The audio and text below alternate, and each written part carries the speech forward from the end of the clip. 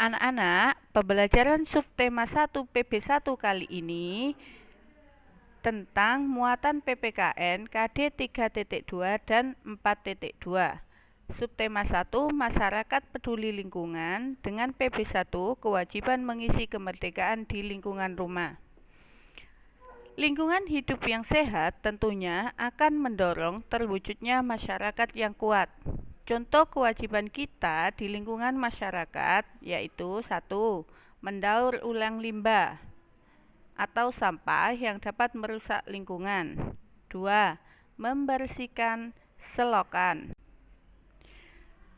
Setelah mengetahui dua contoh tadi, sekarang ayo coba sebutkan kewajiban yang dapat kamu lakukan dalam mengisi kemerdekaan di lingkungan rumahmu.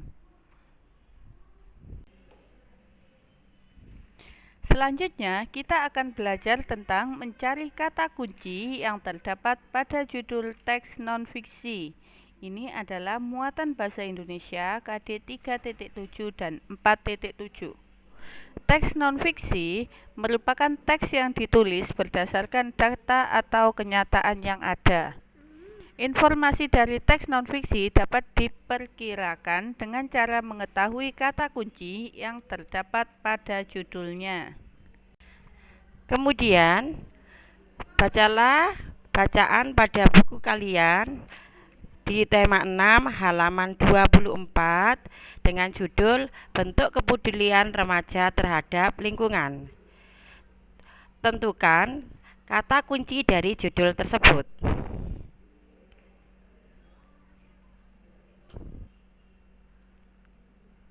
Selanjutnya, untuk muatan IPS KD 3.4 dan 4.4, kita akan membahas tentang Proklamasi Kemerdekaan Indonesia. Kemerdekaan Indonesia merupakan hasil perjuangan para pahlawan dan seluruh rakyat Indonesia. Proklamasi Kemerdekaan Indonesia diperjuangkan sejak zaman penjajahan Belanda hingga zaman penjajahan Jepang. Pada zaman penjajahan Jepang membutuhkan bantuan rakyat Indonesia untuk melawan sekutu. Perjalanan proklamasi kemerdekaan Indonesia yang pertama yaitu pada bulan Agustus 1945, Jepang kalah dari sekutu sehingga tanda berakhirnya Perang Dunia Kedua. Kemudian Sultan Syahrir dan golongan muda mendesak Soekarno dan Hatta untuk segera memproklamasikan kemerdekaan Indonesia. Namun, Soekarno tidak menyetujui dengan alasan menunggu keputusan sidang PPKI untuk menghindari adanya pertumpahan darah.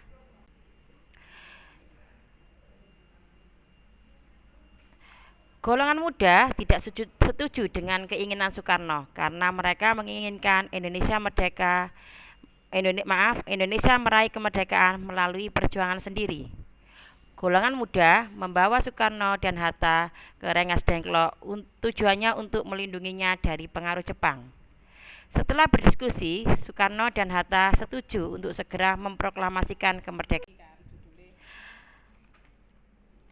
Golongan muda Soekarno dan Hatta kembali ke Jakarta dan menuju rumah Laksamana Maeda untuk menyusun teks proklamasi. Kemudian, naskah proklamasi disusun oleh Soekarno, Hatta, dan Ahmad Suparjo. Naskah tersebut kemudian diketik oleh Sayuti Melik. Pada tanggal 17 Agustus 1945, teks proklamasi dibacakan oleh Soekarno dengan didampingi oleh Muhammad Hatta. Ini anak-anak ya. Gambar yang pertama yaitu isi dari naskah teks proklamasi. Ini adalah hasil ketikan dari Sayuti Melik. Kemudian gambar di sampingnya ini adalah ada proses pembacaan teks proklamasi oleh Soekarno yang didampingi oleh Muhammad Hatta, dan gambar yang bawah adalah gambar pengibaran bendera merah putih setelah pembacaan teks proklamasi. Ayo kerjakan latihan soal yang ada di LK 6F halaman 11.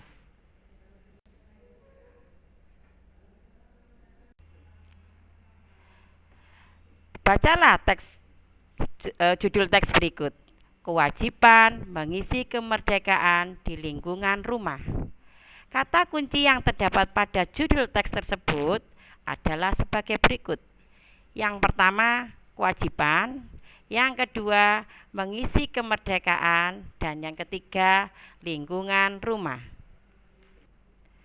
Setelah kita mempelajari kata kunci, sekarang kerjakan latihan soal yang ada di kitab tema 6 halaman 24 dan halaman 25.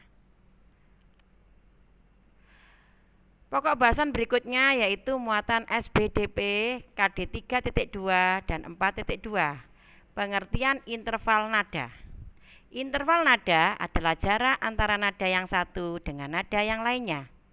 Antara nada ada yang berjarak satu nada, ada pula yang berjarak setengah nada. Ada 5 nada yang berjarak sama dan 2 nada yang berjarak setengah. Anak-anak perhatikan susunan nada dan interval nada C berikut. Yang kita ketahui, nada yaitu do, re, mi, fa, sol, la, si, do. Jika dinotasikan dalam not angka, do itu sama dengan 1, re 2, mi 3 dan seterusnya. Jika ditulis dalam not huruf, do itu adalah ditulis dengan C, re itu D, mi itu E, fa itu F, sol itu G, la itu A, si itu B, dan do tinggi ditulis dengan C, di atasnya dikasih titik.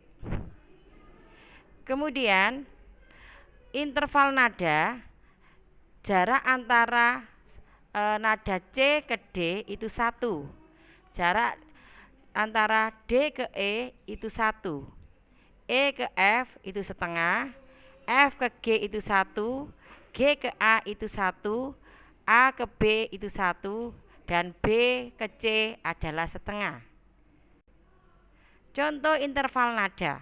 Misalnya anak-anak, jarak antara C ke D, kalian perhatikan pada gambar di atas, C ke D itu jaraknya 1, sehingga jarak antara C ke D adalah 1.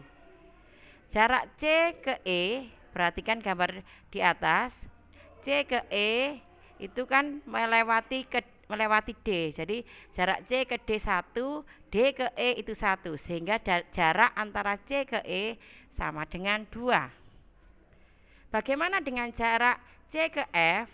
Langkah yang pertama yaitu kalian hitung dari C ke D dulu, jaraknya 1, D ke E 1, jarak E ke F setengah, sehingga jika dijumlah dari C ke F itu 1 ditambah 1 ditambah setengah, sehingga interval nada C ke F itu sama dengan 2 setengah.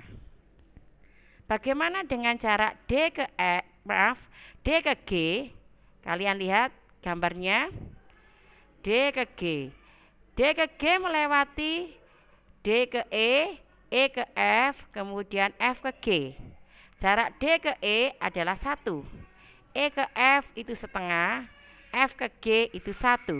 Sehingga jika dijumlahkan, jarak antara atau interval nada antara D ke G sama dengan 2 setengah. Nah, sekarang anak-anak, tugas kalian yaitu berlatihlah menyanyi lagu Aku Cinta Lingkungan yang ada di buku tema 6. Selanjutnya ya, kita bahas tentang pertumbuhan dan perkembangan manusia. Pertumbuhan adalah proses bertambahnya ukuran dan jumlah sel di dalam tubuh. Misalnya, berat tubuh kita saat usia balita berbeda dengan saat masa remaja. Begitu juga dengan tinggi badan kita. Tinggi badan kita saat usia balita akan berbeda jauh pada saat kita sudah remaja. Selanjutnya tentang perkembangan ya. Perkembangan itu adalah proses pendewasaan atau pematangan organ-organ tubuh, misalnya bertambah atau berubah fungsi organ tubuh manusianya. Ya, jadi beda ya perbedaan antara pertumbuhan dan perkembangan. Kalau tumbuh itu berarti tambah tinggi, tambah berat. Nah, kalau perkembangan itu adalah bertambahnya dewasa diri kita yang ditandai dengan pematangan organ-organ tubuh manusia. Nah, Tahap pertumbuhan dan perkembangan manusia. Yang pertama pada saat masa bayi. Masa bayi adalah manusia yang baru lahir dan sangat bergantung pada orang tuanya. Bayi belum dapat berjalan dan biasanya masih mengonsumsi ASI, air susu ibu. Selanjutnya menginjak masa balita. Nah, balita itu adalah singkatan dari bawah 5 tahun. Masa balita biasanya sudah dapat berjalan, melompat, dan berlari. Mereka juga mulai pandai berbicara dengan orang lain. Selanjutnya adalah masa anak-anak. Nah, pada masa ini anak-anak sudah mulai mandiri dan dapat melakukan pekerjaan yang ringan, misalnya membantu ibu, menyapu, nah seperti itu. Selanjutnya adalah remaja. Remaja adalah masa peralihan dari anak-anak menuju dewasa. Pada masa ini manusia mulai mengalami pubertas. Nah, apa itu pubertas? Salah satu ciri pubertas adalah kalau pada wanita mengalami menstruasi ya, kalau pada laki-laki mengalami mimpi basah dan suaranya juga semakin menjadi lebih dewasa. Selanjutnya adalah masa dewasa, adalah masa ketika manusia sudah melewati masa pubertas. Manusia dewasa sudah dianggap mampu berpikir secara matang, sudah mulai berkeluarga dan memiliki keturunan. Sedangkan masa yang terakhir adalah masa lansia, yaitu singkatan dari lanjut usia. Pada masa ini manusia mulai beruban, kulitnya menjadi keriput, massa otot dan tulangnya menjadi menurun, serta penglihatan dan pendengarannya juga mulai berkurang.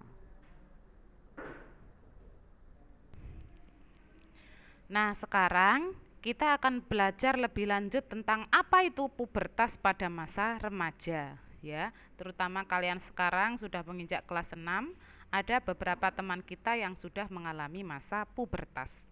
Nah, apa itu masa pubertas? Masa pubertas adalah masa perubahan dari anak-anak menjadi dewasa. Pada masa pubertas ini tubuh seorang anak akan mengalami beberapa perubahan, seperti perubahan fisik dan juga perubahan tingkah laku.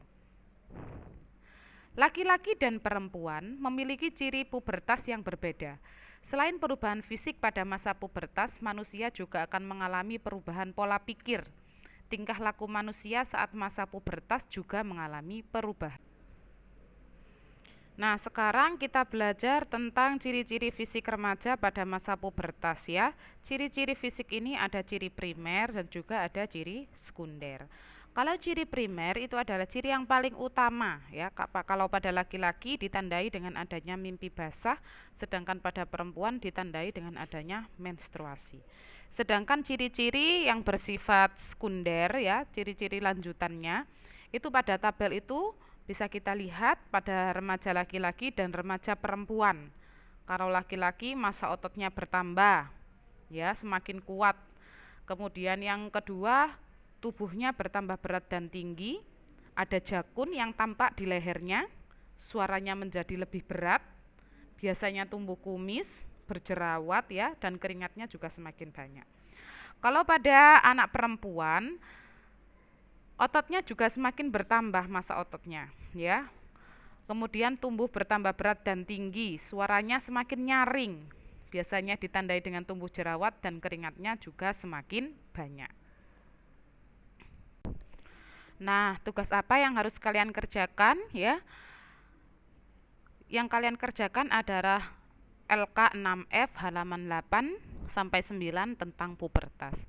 Baik anak-anak ya, pertemuan untuk hari ini adalah sampai di sini. Tetap semangat ya, belajar, jangan lupa sholat 5 waktu dan juga sholat duhanya ya. Kemudian kerjakan dan segera dikumpulkan kepada Ustadzah wali kelas. Terima kasih anak-anak, tetap semangat ya. Akhir Ustadzah, wassalamualaikum warahmatullahi wabarakatuh.